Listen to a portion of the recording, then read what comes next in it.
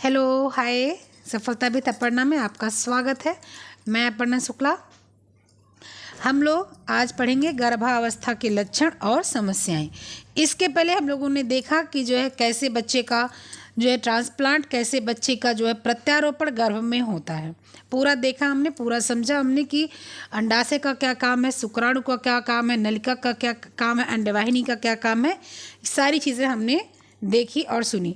आप लोग के क्वेश्चन थे गर्भनाल और जो है आपके उसमें क्या कहते हैं, गर्भनाल और दूसरा क्या है। आप लोगों ने जो क्वेश्चन पूछा था मैं उसका आंसर लास्ट में दूंगी। क्वेश्चन क्या था कि गर्भनाल और आपका जो गर्भनाल और नाभि रज्जु, ये दोनों था ना। मतलब कि नाभिनाल और गर्भनाल, हाँ नाभिनाल और गर्भनाल, जिसको क्या बोलते हैं, एक अम्बिकल कॉर्ड बोलते हैं और एक प्लेसेंटा बोलते हैं। वो जो आप लोगों का क्वेश्चन था वो मैं लास्ट में सॉल्व कर दूंगी, आप परेशान नहीं हुई, बस पूरी वीडियो देखते रहिए। तो हम लोगों ने देखा था कि गर्भावस्था में उसके पहले बच्चे का निर्माण कैसे होता है, बच्चा गर्भ में आता कैसे है। तो ये सारी चीज़ें हम लोगों ने देखी थी। आप लोगों ने अगर नहीं देखी है तो आप लोग पीछे जाकर उसको देख लीजिएगा, ठीक है। उसके बाद में आज हम लोग आ जाएंगे कि गर्भावस्था के लक्षण एवं समस्याएं क्या क्या होती है। तो सबसे पहले हम लोग लक्षण जानेंगे और इसके बाद समस्या जानेंगे, उसके बाद उसका निदान जानेंगे, ठीक है। बहुत बेसिक सी बातें हैं, एक बार सुनने पे याद हो जाता है। जितनी मदर हैं उनको तो पता ही है, जो मदर नहीं है वो लोग एक बार सुनेंगे उनको याद हो जाएगा, इसलिए ज़्यादा परेशान होने की जरूरत नहीं, बस ध्यान लगाकर सुनिएगा। अब गर्भावस्था के लक्षण के क्या मतलब मायने हैं उसको आइए देख लेते हैं। क्या बोला जा रहा है यहाँ पर, मैंने इसको अपने तरफ से लिखा हुआ है।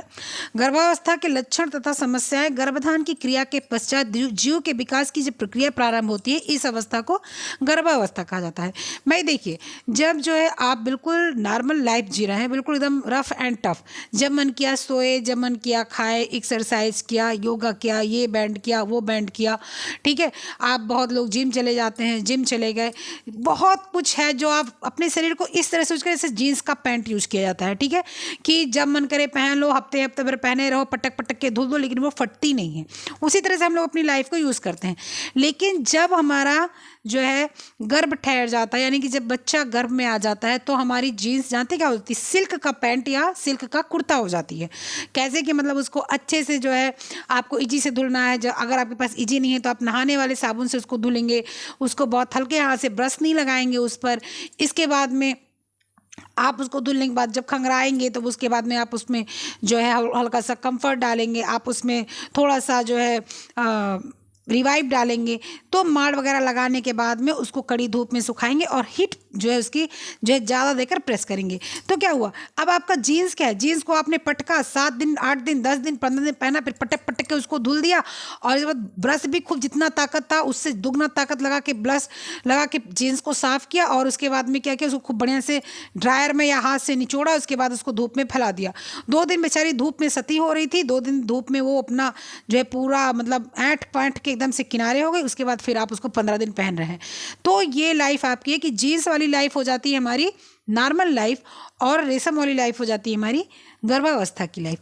तो जब इतने चेंज आ जाते हैं तो जाहिर सी बात है कि समस्याएं भी होंगी, जाहिर सी बात है कुछ उसके सिम्टम्स भी दिखेंगे। भाई जीन्स को देखने में मोटा लग रहा है, आप रेशम को देख रहे हैं देखने में बहुत नाजुक लग रहा है, उसी तरह से जो है सिम्टम्स भी देखने में आएंगे। तो उसके जो लक्षण होंगे वो क्या क्या देखेंगे, कैसे पता करेंगे, ये आइए हम लोग जानते हैं।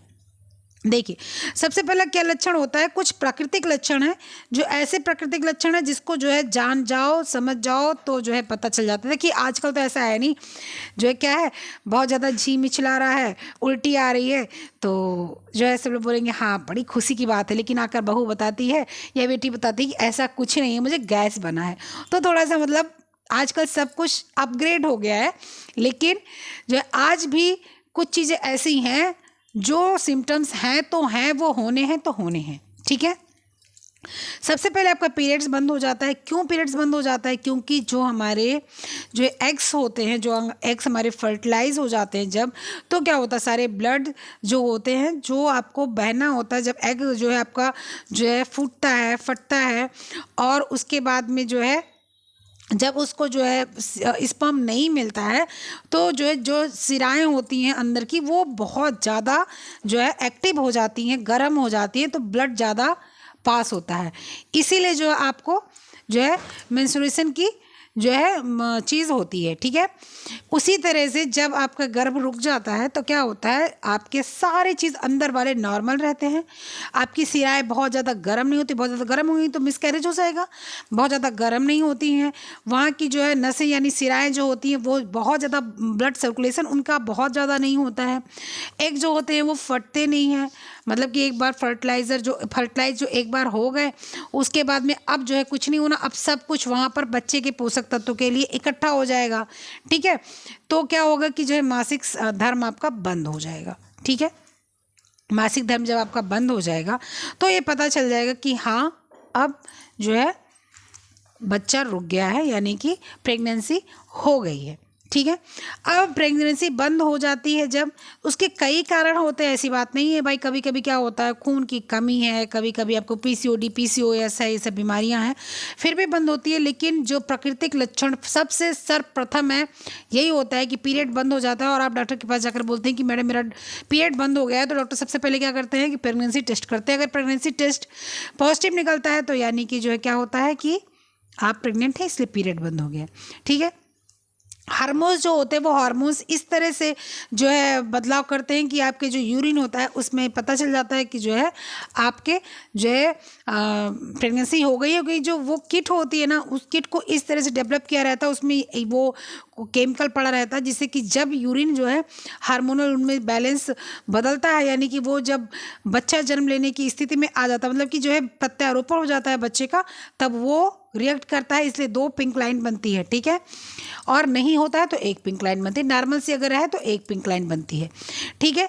इसके बाद में जो है जब आपके जो है ये गर्भावस्था बंद हो जाता है, ठीक है। अब 28 दिनों में करीब करीब गर्भावस्था का मतलब मासिक स्राव होना होता है, 28, 29, 30, हद 31 या 32, मतलब बहुत बहुत बहुत आगे चला गया तो 32। उसके बाद जब 32 के बाद ख़त्म हो जाता है, 35 आ गया, 38 आ गया, 40 आ गया, तो तुरंत डॉक्टर के यहाँ दिखाने जाया जाता है कि भाई देखिए ऐसी सी बात है। तो डॉक्टर तुरंत अपना देखो के हिसाब किताब लगा लेते हैं, ठीक है। तो सबसे पहले क्या होता है, ये हो जाता है। इसके बाद में जब 10-15 दिन हो जाता है, मतलब आपका 35 हो गया, 35 से 40 या 45 हो गया, तो डॉक्टर आपका चेकअप कर लेते हैं। वैसे फिलहाल अभी प्रेजेंट टाइम में मैं बताऊँ तो 1 महीने 7 दिन में भी पता चल जाता है, इसलिए आप 1 महीने 10 दिन बाद भी जाकर पता लगवा सकते हैं। ये फर्स्ट हो गया। दूसरा है प्रातःकाल जी मिचलाना, मतलब कि आपको जो है सिकनेस होती है, मतलब कि वॉमिटिंग नहीं उसको बोलते हैं, उसको बोलते हैं मॉर्निंग सिकनेस। मतलब कि जब आप सवेरे उठते हैं तो आपको जैसे मालूम पड़ता है कि अब कुछ नहीं खा सकते, या बिल्कुल पानी भी देख के उल्टी करने का मन होता है, उसको हम लोग मॉर्निंग सिकनेस बोलते हैं, ठीक है। उसमें क्या होता है कि जो उल्टी का अनुभव होता है, यह अनुभव जो है किसी भी समय हो सकता है, वो अलग सी बात है, लेकिन सुबह के टाइम में ज़्यादा होता है, क्योंकि जो शरीर होती है ना वो अंदर काम कर रही होती है। और जब सुबह उठते हैं हम लोग अचानक से, तो जो है जब आँख खुल जाती है, दिमाग बिल्कुल खुल जाता है, तो वो शरीर भाई वो जो है बदलाव कर रही होती है ना, तो थोड़ा सा समस्या आती है। 10 दिन के बाद जो है, जैसे ये परेशानी मासिक धर्म बंद होने के 10 दिन के बाद से प्रारंभ होकर 3 महीने तक रहती है। लेकिन ऐसी बात नहीं है, किसी किसी को जो है ये पूरे 9 महीने तक चलती है, ठीक है। इसमें थोड़ा सा जो है क्या होता है कि घबरा जाते हैं लोग, उसमें घबराना नहीं चाहिए, जो है ऐसी कोई समस्या नहीं है, वो धीरे धीरे ठीक हो जाता है, ठीक है। उसके बाद में क्या आएगा, उसके बाद में आएगा कि आपको उसके बाद ये मासिक धर्म आ गया, जी मिचलाने वाला आ गया। अब जी मिचलाने वाले में क्या होता है कि जो है अब बहुत लोग होते हैं तुरंत डॉक्टर के पास जाते हैं। डॉक्टर के पास जाना चाहिए, लेकिन बहुत अधिक दवाई का उपयोग नहीं करना चाहिए, दवा का उपयोग करने से नुकसान हो सकता है। अच्छा, ये परेशानी जो स्त्रियां उम्र में जो है मतलब नॉर्मल होती हैं उनको नहीं पता चलता, जो स्त्रियां जो है उम्र में ज़्यादा होती हैं उनको समस्याएं आ जाती हैं। कभी कभी क्या होता है, औरतों का जो है जो मानसिक जो है वो होता है वो भी बदल जाता है, ऐसा देखा गया है, ठीक है।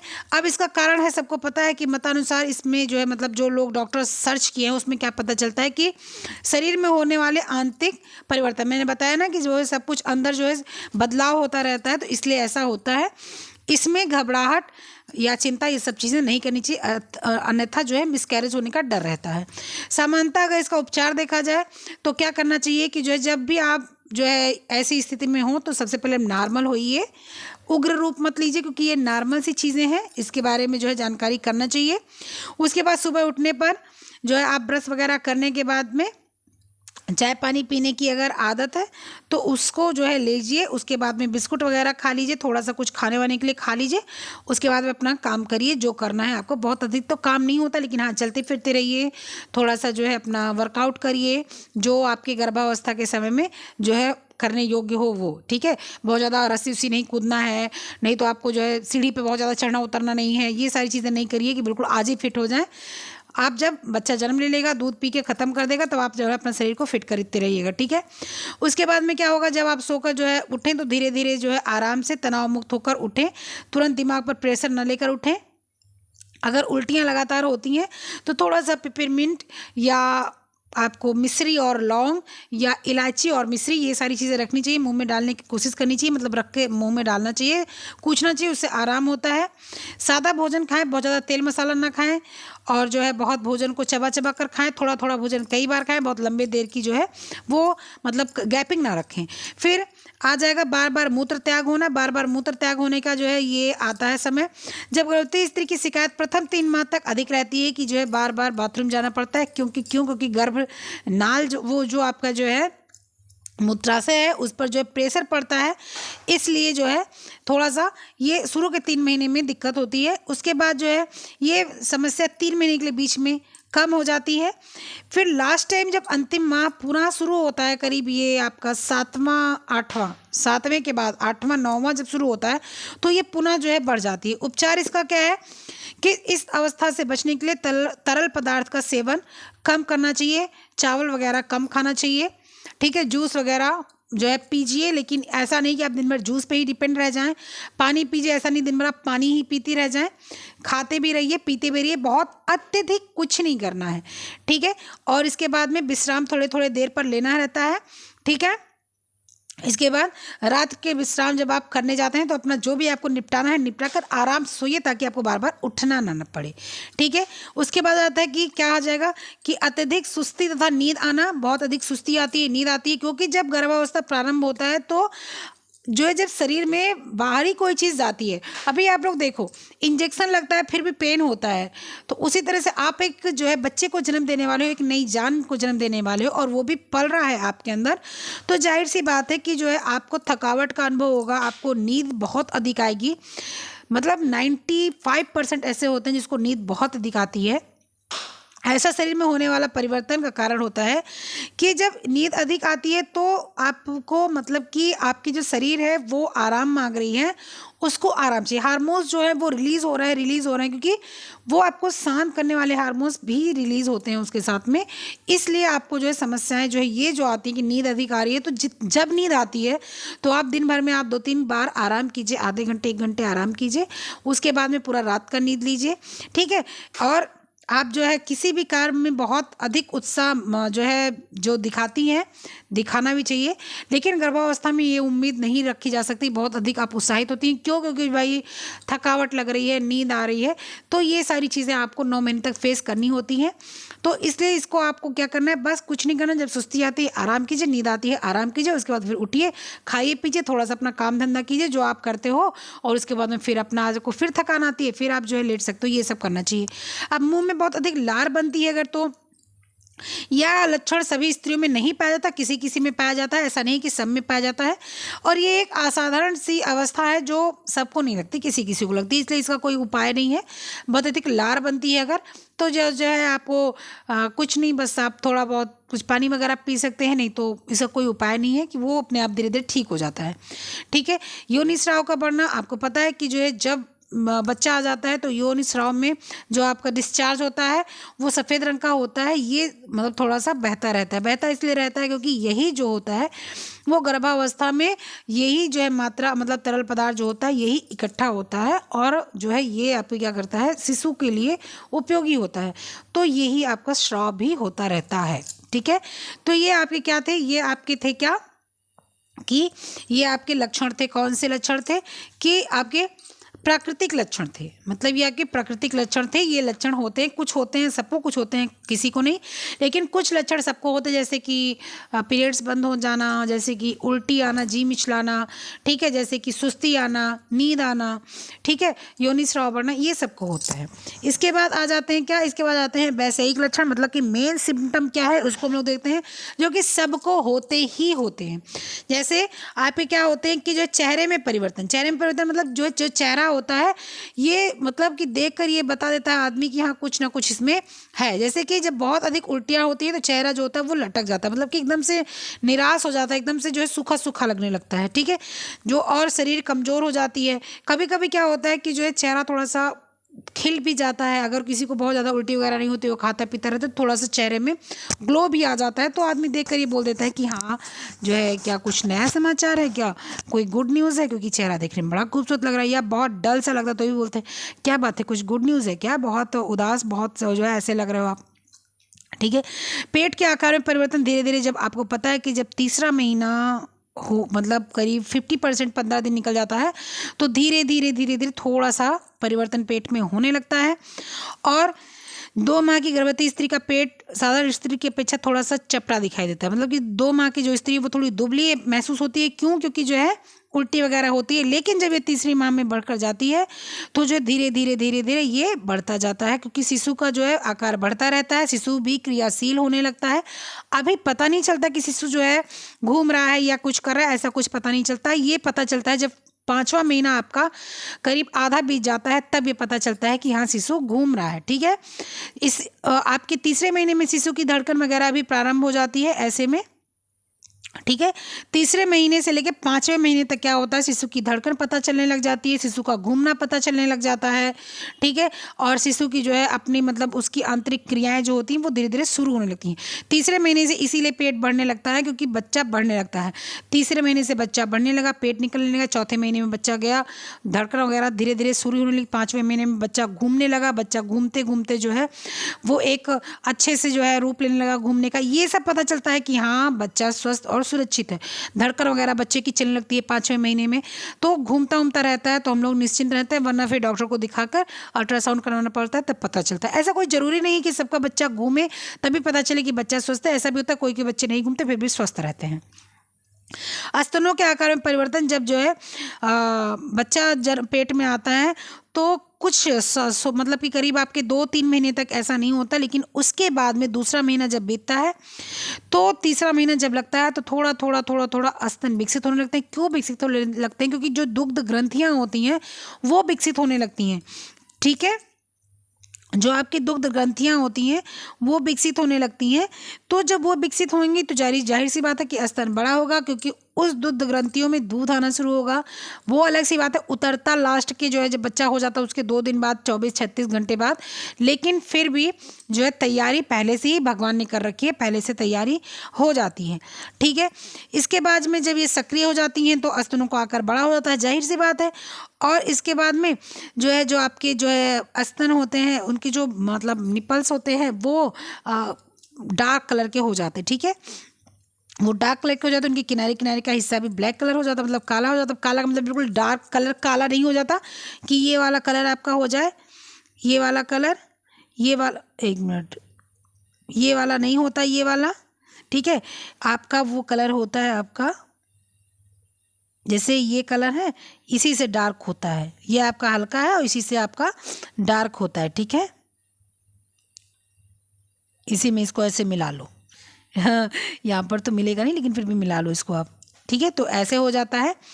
इसके बाद में इस प्रकार गर्भकालीन अवस्था एक ऐसी अवस्था है जिसमें प्रत्येक साधारण स्त्रियां भिन्न हो जाती हैं, ठीक है। किसी का आंतरिक रक्तस्राव स्राव ग्रंथियां ज़्यादा जो है विकसित हो जाती हैं, किसी की जो है पाचन ग्रंथियां ज़्यादा जो है विकसित हो जाती हैं, किसी का अवशोषण ज़्यादा हो जाता है, किसी को उल्टी ज़्यादा होती है, किसी को उल्टी बहुत कम होती है, किसी को पाचन क्रिया अच्छी हो जाती है उसको भूख बहुत लगती है, किसी की पाचन क्रिया ऐसी हो जाती है उसको भूख नहीं लगती है, ठीक है। कुछ स्त्रियां बिल्कुल सब कुछ खाती हैं, दुरुस्त रहती हैं, कुछ स्त्रियां कुछ भी नहीं खाती, खा ही नहीं पाती हैं। कुछ स्त्रियों के जो है सब कुछ खाती पीती रही है, बच्चे जन्म लेते हैं तो बहुत दुबले पतले नाजुक से होते हैं। कुछ स्त्रियां कुछ नहीं खाती पीती, बच्चे जब जन्म लेते हैं तो खूब स्वस्थ और बढ़िया से बच्चे होते हैं। तो ये अलग अलग सी चीज़ें होती हैं और ये आपके शरीर को देखकर डॉक्टर आपको बता देते हैं कि आपकी कैसी स्थिति है, आपको क्या करना चाहिए, क्या खाना पीना चाहिए, क्या ये सारी चीज़ें। कम से कम पूरे गर्भावस्था के दौरान आपको डॉक्टर से 3 बार तो मिलना ही चाहिए। फर्स्ट और इसके बाद जो है जब आपका शुरुआत में 1 महीना 15 दिन हो जाता है, उसके बाद जो है जब आपका 3 महीना पूरा हो जाए, चौथे महीने में चले जाओ आप। और जब आपका 4 महीना 5 6 7 पूरा हो जाए तो 9वें महीने में, ये 3 बार आपको दिखाना ज़रूरी होता है। और इसके बाद तो फिर डिलीवरी होती है तो सब कुछ पता ही चल जाता है। अब समस्याएं क्या आती हैं, हम लोग समस्या देखते हैं कि समस्याएं क्या आती हैं। अब प्रातःकाल जी मिचलाना, मैंने बताया कि प्रातःकाल जी मिचलाता है। तो जो चिकित्सक हैं वो उनका जो है कहना क्या है कि गर्भवती स्त्री के संवेग जो होते हैं वो अस्थिर होते हैं। कभी वो चिंता होता है, कभी उसको डर होता है, कभी उसको परेशानी होती है। अभी प्रेजेंट टाइम में तो यही डर हो जाता है कि बेटी होगी कि बेटा। भाई जो फ्रैंक है कि जो है कोई बात नहीं बेटी हो या बेटा, वो तो निश्चिंत रहता है, लेकिन जिसके दिमाग में रहता है कि बेटी होगी या बेटा, तो वो बहुत चिंतित हो जाता है। ठीक है, ऐसे में क्या होता है, समस्याएं आती हैं। ठीक है, अब समस्या का जो है जो निदान होता है उसके लिए क्या करना होता है कि आपको सबको मैंने अभी पहले बताया कि जो है बिल्कुल से चिंता मुक्त रहें। बिस्तर पर अगर आप चाय पानी लेते हो तो आप चाय वगैरह पी सकते हैं, बिस्किट वगैरह खाएं, फल फ्रूट खाते रहें, ये सारी चीज़ें करते रहें, ताकत मिलती रहे, आपको समस्या ना हो।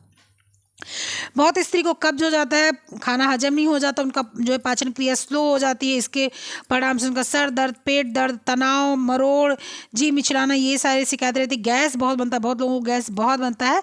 तो इसमें क्या होता है कि जो है आपको टाइमिंग, आपको मतलब पचा नहीं भोजन, आपने मन नहीं किया खाने का, तो आप जो सुबह फ्रेश होने जाते थे वो आप जो है जो 5 बजे जाते थे वो आप 7 बजे जा रहे हो, तो आपके सारे सिस्टम्स चेंज हो गए। नियमितता जो थी वो ख़त्म हो गई। बहुत अधिक तला भुना आप खा रहे हो। टहलने की आदत डालनी नहीं है, डालना चाहिए। ठीक है, थोड़ा सा व्यायाम, अपना हाथ पैर चला लेना चाहिए, रेशा युक्त भोजन करना चाहिए। अगर ये सारी चीज़ें नहीं की जाती है तो क्या होता है, समस्याएं आती हैं। ठीक है, अब इसका जो है अगर आप बचना है तो आपको क्या करना चाहिए भाई, रात को सोने से पहले दूध पीना चाहिए। मुनक्का भिगा के रखिए दोपहर में दूध में, और शाम को सोने से पहले दूध, वो मुनक्के के साथ में दूध खाइए और बीज भी साथ में खाइए, क्योंकि मुनक्के की बीज जो खाई जाती है ना उससे पेट साफ होता है। उसके बाद में ईसब घोल की भूसी ले सकते हैं, डॉक्टर से सलाह ले सकते हैं। आप मिल्क ऑफ मैग्नीशियम आता है वो ले सकते हैं, पैराफिन ले सकते हैं। आप जो है कुछ चीज़ें आप तेल वगैरह की, जैसे अरंडी का तेल वगैरह है वो आप 2-4 बूंद ले सकते हैं। ठीक है, तो ये सारी चीज़ें होती हैं।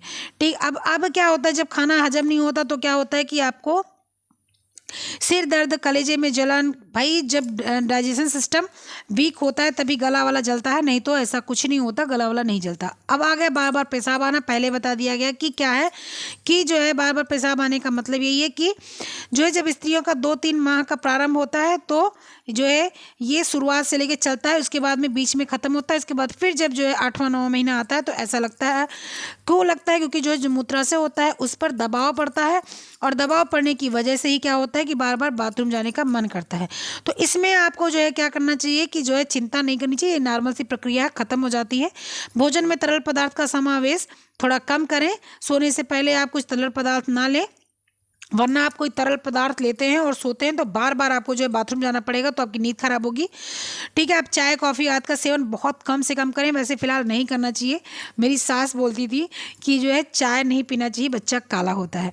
वैसे ये सब कुछ नहीं होता है, लेकिन वो बिल्कुल चाय नहीं पीने देती थी कि बिल्कुल चाय नहीं पीना है मतलब नहीं पीना है। मैंने तो बिल्कुल 10 महीने तक चाय छोड़ दिया था। तो चाय वगैरह नुकसान करती है। ठीक है, और सोने से पहले बाथरूम वगैरह करके सोएं ताकि आपका नींद ना खराब हो। अनिद्रा, बहुत लोगों को नींद नहीं आती है क्योंकि जो है परिवर्तन होने रहते हैं, थोड़ा सा चिंता होती है, थोड़ा सा जो है हार्मोन्स बदलते हैं तो उसमें भी समस्या आ जाती है। तो उसके लिए आपको क्या करना चाहिए कि कुछ उपाय करना चाहिए, मैं बताती हूँ। पहले आपको जो है क्या इसका जो है क्या कहते हैं, जो है उपाय मतलब कारण क्या है उसको जानते हैं कि जो है वजन बढ़ता रहता है तो उसकी भी चिंता औरतों को ही हो जाती है। ठीक है, फिर वजन बढ़ता है तो लेटने में दिक्कत होती है। बच्चे का जो है वो चलायमान बच्चा हो जाता तो भी दिक्कत होती है, क्योंकि वो निद्रा नहीं होने देती है। दर्द होता है, अपच होता है, कब्ज होता है, इसलिए जो है निद्रा नहीं आती है। मानसिक जो है और शारीरिक जो होता है वो थकावट महसूस होती है, इसलिए निद्रा नहीं आती। भोजन में पाचन दुरुस्त नहीं रहता, इसलिए निद्रा नहीं आती। मानसिक तनाव रहता है, भय रहता है जन्म से लेके बच्चे के, इसलिए ये सारी चीज़ें आती हैं कि जब आपको अनिद्रा से जूझना पड़ता है। उसमें अच्छा यही है कि आप पहले अच्छा भोजन करें, चिंता त्याग दें, भोजन ऐसा करें जो है आपको जो है सुपाच्य हो, और शोरगुल के स्थान पर ना सोकर किसी शांत स्थान पर सोएं। वस्त्र बहुत ढीले ढाले पहने, मानसिक शारीरिक काम कम करें। ठीक है, सोते समय अपने किसी भी तनाव चिंता को लेकर ना रखें। आप कोई अच्छी चीज़ें पढ़ सकते हैं, अच्छे गाने सुन सकते हैं। आप किसी भी धर्म से रिलेटेड हैं तो अपने धर्म के अनुसार आप बुक पढ़िए, अपने धर्म के अनुसार आप गाने सुनिए, अपने धर्म के अनुसार आप जो है कुछ क्वेट्स वगैरह सुनिए। ठीक है, और ये सारी चीज़ें आपको करनी चाहिए। अब मांसपेशियों में ऐंठन होती है, मतलब कि जो है मांसपेशियों का ऐंठन का मतलब होता है कि 5वें-6वें महीने में जब बच्चे और बड़े होने लगते हैं और उनको ज़्यादा से ज़्यादा चीज़ें चाहिए होती हैं, तो वो क्या करते हैं कि जो उससे आपके पेड़ों में मांसपेशियों में दर्द बनी रहती है। ठीक है, क्योंकि भाई रक्त संचार ज़्यादा हो रहा है, बच्चे को भी रक्त संचार चाहिए, बच्चा कैल्शियम भी आपसे ले रहा है, वो ब्लड भी आपसे ले रहा है, आपका ऑक्सीजन भी ले रहा है, सारी चीज़ें ले रहा है, तो जाहिर सी बात है कि आपको समस्या तो आएगी। इसलिए आपको क्या करना चाहिए, रोज़ आपको प्रतिदिन गुनगुना तेल लेकर अपने पैरों में और हाथों में मालिश करनी चाहिए। जोड़ों में भी मालिश कर सकते हैं तो कर लीजिए। रक्त संचार के लिए कुर्सी पर सीधा बैठकर हल्के हल्के जो है व्यायाम कर लीजिए। सुबह शाम धीरे धीरे टहलिए। सोते समय टांगों के नीचे तकिया रख लीजिए। जब ऐंठन होती है मांसपेशी में तो गर्म जल की बॉटल या बैग आते हैं, उससे सिकाई कर लीजिए। कैल्शियम वाला पदार्थ ज़्यादा लीजिए, आयरन वाले पदार्थ ज़्यादा लीजिए, और अच्छे अच्छे सोच और खान पीन को रखिए। कमर दर्द होता है, कमर दर्द क्यों होता है सबको पता है कि जो है इसमें गर्भाशय और उसका सबका आकार बढ़ता रहता है, तो कमर दर्द की समस्या तो होनी है। अब कमर दर्द की समस्या के लिए कि क्या करना है कि जो है आपको चप्पल बहुत नॉर्मल से पहने, गुलगुल चप्पल पहनने हैं, जो गुलगुल वाले होते हैं, बिल्कुल आप पैर रखो तो मुलायम से लगे। ठीक है, कोई थकान नहीं हो तो बहुत काम नहीं करना चाहिए, और भारी वजन तो बिल्कुल नहीं उठाएंगे, और बहुत ज़्यादा सीढ़ी जो है चढ़नी उतरनी नहीं चाहिए, और चढ़ते उतरते कारण भी है चढ़ने उतरने का, तो आप बहुत धीरे धीरे करेंगे। और आप कोई भी पेड़ू वगैरह का सहारा लेने के लिए आप हल्का सा उस पर कपड़ा या बेल्ट डाल सकते हैं, लगा सकते हैं, और बहुत देर तक आप खड़े नहीं रहेंगे। अब छाती में जलन क्यों होती है, मैंने बताया कि छाती में जब डिहाइड्रेशन हो जाता है या पाचन क्रिया गड़बड़ हो जाती है, गैस बनने लगती है, तो जलन होने लगता है। इसके लिए आपको क्या करना चाहिए, बहुत हल्का भोजन करना चाहिए। भोजन पाचन युक्त करना चाहिए, बहुत तेल मसाला नहीं लेना चाहिए, तेल कॉफ़ी चाय कॉफ़ी ये सब चीज़ें नहीं लेनी चाहिए, मिर्चा उर्चा नहीं लेना चाहिए। बहुत ही अच्छा भोजन और विश्राम ये सारी की बहुत ज़रूरी है। उसके बाद में आ जाता है अपस्फीति शिरा। अब अपस्फीति शिरा का क्या मतलब होता है कि टांगों की शिराएँ जो होती है उसमें सूजन आ जाती है, और वो बहुत मोटी और बड़ी दिखने लगती है, और बहुत थकावट भरी दिखने लगती है। इस अवस्था को हम लोग क्या बोलते हैं, जो है वेरिकोस वेन बोलते हैं। इसमें क्या करना चाहिए कि जब मतलब इसमें कारण क्या होता है कि जब जो शिशु रहता है वो जब बड़ा होता रहता है, विकास होता रहता है उसका, तो वो जो है नीचे जो है उसका दबाव बनता रहता है, पेड़ों पर उसका दबाव बनता रहता है, जिसकी वजह से क्या होता है कि जो है आपके जो रक्त संचार पैर के होते हैं वो थोड़ा स्लो डाउन में होने लगते हैं, स्लो मतलब कम होते हैं, तो ठीक प्रकार से नहीं हो पाते हैं, तो आपको जो है इसलिए वहाँ पर समस्या आती है, स्वेलिंग आ जाती है। उसमें क्या करना चाहिए कि आपको थोड़ा बहुत व्यायाम करना चाहिए, मालिश करनी चाहिए, और आपको कोशिश करना चाहिए कि जो पेट बहुत नीचे लटक रहा है उस पर बेल्ट वगैरह बांध के ऊपर रखने की कोशिश किया जाए। ठीक है, बहुत ज़्यादा चलने फिरने में अगर तकलीफ होती है तो कम चले, सिकाई वगैरह करें। अल्प श्वास मतलब कि सांस फूलने लगता है, तो अंतिम के 1-2 महीने में सबको पता है कि सांस फूलने लगता है। क्यों फूलने लगता है, क्योंकि क्या होता है कि जो है गर्भाशय का आकार बढ़ने लगता है, इसीलिए जो है पेशियों पर दबाव पड़ता है, जिससे श्वसन क्रिया ठीक प्रकार से नहीं हो पाती है। स्त्री जो सामान्य अवस्था में श्वास लेती है उससे इस अवस्था में श्वास कम ले पाती है। ठीक है, अब इसका निदान ये है कि भाई निदान तो है कि जब बच्चे का जन्म होगा तभी एकदम 100% ठीक होगा, उसके पहले नहीं होगा। थोड़ा सा आप उपाय कर सकते हैं कि जो है सवेरे अनुलोम विलोम करने की कोशिश करें हल्के हल्के तरीके से, कपाल भाती बहुत हल्का हल्का कर सकते हैं, और प्रातःकाल खुली हवा में जो है आप घूम फिर सकते हैं। दंत क्षण यानी कि डेंटर डके जो है उसको बोलते हैं, तो उसमें क्या होता है कि गर्भस्थ शिशु जब अपना पोषण माँ के हड्डियों से मतलब कैल्शियम जो माँ खा रही है उसको वो लेने लगता है, तो माँ के थोड़े दांत में दर्द होने लगता है, या दांत मतलब पानी या उसमें गर्म चीज़ें लगने लगती हैं, यानी कि कैल्शियम जो होता है उसका वो ख़त्म हो रहा है, कम हो रहा है, उसको दंत क्षरण बोलते हैं। तो जब भी गर्भवती स्त्री खनिज लवण या विटामिन की कमी होती है तो सबसे पहले ये होता है, भाई बच्चे तो पूरा अपना वो ले रहा है, जितना आप ले रहे हो उतना वो बच्चा ले रहा है, ठीक है। तो आपको जो है इसका उपाय करने के लिए क्या करना चाहिए कि आपको डॉक्टर से सलाह लेती रहनी चाहिए। कैल्शियम, फास्फोरस, लोहा, ये सब डॉक्टर देते हैं, उसको उपयोग करना चाहिए। दूध वगैरह खाना चाहिए, पनीर वगैरह खानी चाहिए और भोजन बढ़िया लेना चाहिए, ठीक है। कैल्शियम वगैरह जो डॉक्टर दें उसको भी लेना चाहिए। योनि स्राव बढ़ जाता है क्योंकि जो है और ज़्यादा जो है यौन स्राव जो होता है वो क्या होता है कि जब शिशु का जो है गर्भाशय जो होता है वो सर्विस की ग्रंथियाँ सदैव एक चिपचिपा पदार्थ स्रावित करती हैं, जिससे क्या होता है कि म्यूकस कहते हैं, वो जो है इस तरह से रहता है कि वो शिशु को जो है ढंग से चल मतलब घूमने उमने में जो है मतलब ठीक ठाक रखता है। तो उसको क्या करना चाहिए कि जो है उसका कारण यही है कि जो योनि स्राव मतलब किसी प्रकार का संक्रमण योनि में समस्या उत्पन्न कर सकता है, इसलिए जो है ये होता रहता है कि ताकि वो साफ होता रहे, योनि साफ होती रहे, इसीलिए संक्रमण ये स्राव होता रहता है कि संक्रमण ना हो, बच्चे तक कोई बीमारी ना फैले, इसलिए स्राव होता रहेगा। तो जो आपकी गंदगी है वो बाहर निकलती रहेगी, ठीक है, ठीक है। जब आप यूरिन जाएं तो आप जो है योनि को साफ करें। शौच के समय जल से जब आप जो है शौच करने के बाद साफ करते हैं, स्टूल पास करने के बाद, उस समय फिर से आपको अपना जो है योनि को साफ करना है। डॉक्टर से सलाह लेकर आप कुछ ट्यूब वगैरह ले सकते हैं, वैसे ऐसा कुछ नहीं है, सब सही हो जाता है। गंदे स्थानों पर मलमूत्र त्याग नहीं करने, वरना उससे इन्फेक्शन हो सकता है। इसीलिए देखिए गाँव देहात में जो है जो बहुत गरीब लोग होते हैं, इसके पास सुविधाएँ नहीं होती, उनको समस्याएँ ज़्यादा होती हैं। भोजन के प्रति अरुचि हो जाती है, सबको पता है कि रुचि या तो हो जाती है तो अरुचि हो जाती है या परिवर्तित हो जाती है। तो खट्टा खाने का मन करता है, किसी का खड़िया खाने का मन करता है, किसी का कुछ खाने का मन करता है, तो क्या होता है ना कि हार्मोन बदलते हैं, इसलिए तो इसमें क्या होता है कि जो चीज़ आप पसंद करते हैं उसको आप खा सकते हैं, लेकिन ऐसी बात नहीं कि चौक पसंद करते तो आप चौक खाएंगे, खड़िया पसंद करते खड़िया खाएंगे। इससे क्या होता है आयरन डिफिशियंसी हो सकती है। आयरन डिफिशियंसी जब बहुत अधिक होती है तब भी चौक खाने का, खड़िया मिट्टी खाने का, चुक्का क्या उसको बोलते हैं कुल्हड़ खाने का, इस सब का मन करता है। तो इसका मतलब है कि आपको आयरन की आवश्यकता है, तो आप आयरन लेते रहेंगे। और आपको रुचि जो है उसको खाइए, लेकिन कम खाइए। ऐसा नहीं कि आपका आज टिकिया खाने का मन है तो आप जो है 4-8 पत्ता टिकिया ही खा रहे हैं, ऐसा नहीं है, ठीक है। तो ये सारी चीज़ें आपकी थी गर्भावस्था की। आपके पूरे गर्भावस्था को मैंने इस तरह से जो है समराइज करके पढ़ा दिया। गर्भावस्था के लक्षण क्या होते हैं, उपाय क्या है, समस्या क्या है, सब कुछ, ठीक है। अब हम लोग पढ़ेंगे कल क्या गर्भावस्था में कठिनाइयाँ क्या क्या होती हैं, ठीक है। आज हम लोगों ने पढ़ लिया लक्षण और उनके जो है समस्या जो नॉर्मल सी होती हैं उनको कैसे जो है ठीक किया जा सकता है, क्योर किया जा सकता है। कल हम लोग पढ़ेंगे कि जो है वास्तव में क्या समस्याएं हो जाती हैं गर्भावस्था में, जिससे क्या होता है कि बच्चे के पैदा होने में दिक्कत हो जाती है। अच्छा, आप लोग के क्वेश्चन थे कि गर्भनाल और क्या है, मैं उसका नाम ही भूल जाती हूँ, गर्भनाल और क्या बोलते हैं उसको, प्लेसेंटा और अम्बिकल कॉर्ड बोलते हैं ना, एक मिनट, एक बोलते हैं हम लोग नाभिनाल, एक बोलते हैं हम लोग गर्भनाल। तो आपका क्वेश्चन था कि नाभिनाल क्या होता है, गर्भनाल क्या होता है, तो ध्यान से सुन लीजिए नाभिनाल क्या होता है और गर्भनाल। नाभिनाल जिसको हम लोग क्या बोलते हैं, अम्बिकल कॉर्ड बोलते हैं, ये क्या होता है जब नवजात शिशु का जन्म लेता है तो उसकी जो नाभि होती है वो अपने, आपने देखा होगा कि उसकी नाभ में एक नाल होती है, जो नाल काटी जाती है नए ब्लेड से, उसे गर्भनाल कहते हैं। यह नवजात के शरीर में जो एक छोटा सा मतलब हिस्सा होता है, क्योंकि गर्भ रहते हुए जो पोषक तत्व माँ के पास, माँ के जो है उससे पहुँचता है, वो उससे पहुँचता है, ठीक है। पोषक तत्व मतलब कि कैल्शियम, आपके मैग्नीशियम, आपका जितना चीज़ पोषक तत्व है, सुन लीजिए ध्यान से कि नाभि नाल जो है वो पोषक तत्वों को देती है, नाभि नाल पोषक तत्वों को देती है, ठीक है। कैल्शियम, फास्फोरस, ये सारी चीज़ें नाभि नाल देती है, ठीक है।